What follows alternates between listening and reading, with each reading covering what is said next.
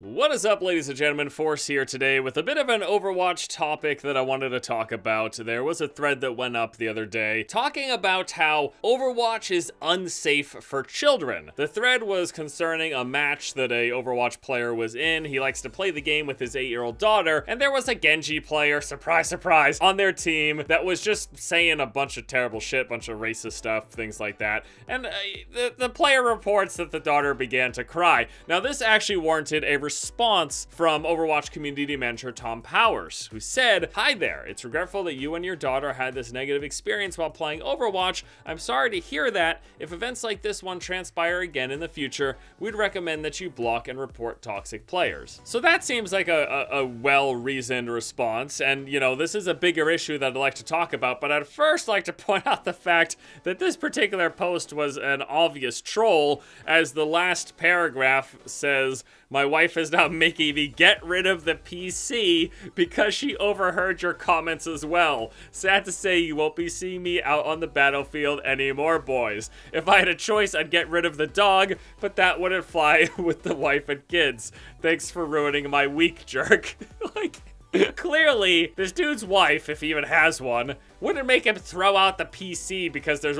Oh, that dang-fangled electronic box of yours, I heard some terrible language come out of that. You need to throw that away immediately. And this guy's just like, oh, yes, of course, yes, I will throw away my fucking PC. Because, like, this obviously wouldn't happen. So first off, I'm baffled that the community manager thought this was a post worth responding to, but it does bring up a larger issue at hand, and I think that one that is worth discussing. Is Overwatch necessarily the best place for your children, or just children in general, to be playing games? Well, no. Because, yeah, they're probably going to hear a lot of horrible stuff over the voice comms or read a lot of horrible things in text chat. But that's no different from any other online competitive game that has voice or text chat. You're just gonna have to deal with this. Overwatch is in this special, unique situation. For those people who do play with their kids, or maybe for the younger audience out there, let's not kid ourselves, Overwatch is a game that attracts a huge younger audience. Hell, if I had access to this game when I was a kid, I probably would have been drooling over it even more than I am now as an adult. I mean, it's a great game. It attracts a huge and varied demographic, from middle-aged and older people to young people and people, just all sorts of people from everywhere. This is a game that appeals to a wide audience. And so you're gonna get a lot of kids playing, or maybe you're an adult playing with your children. The notion that we can somehow circumnavigate dealing with shitty behavior in voice comms in particular, really there's not much of a way around that. There's not much of a way of preventing it. So yeah, games that have built-in voice, you're gonna occasionally hear people talk a lot of shit. And again, I'm not just addressing this post from this one guy because it was an obvious troll.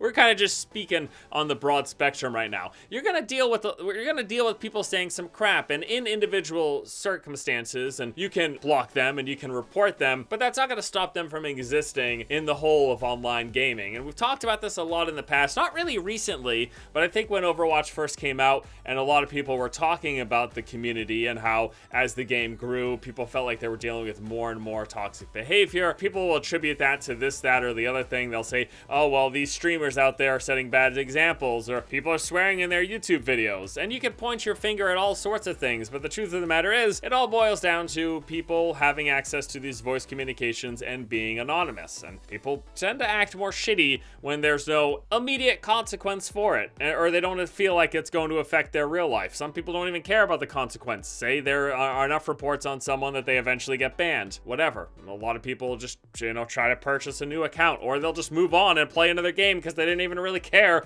that much in the first place.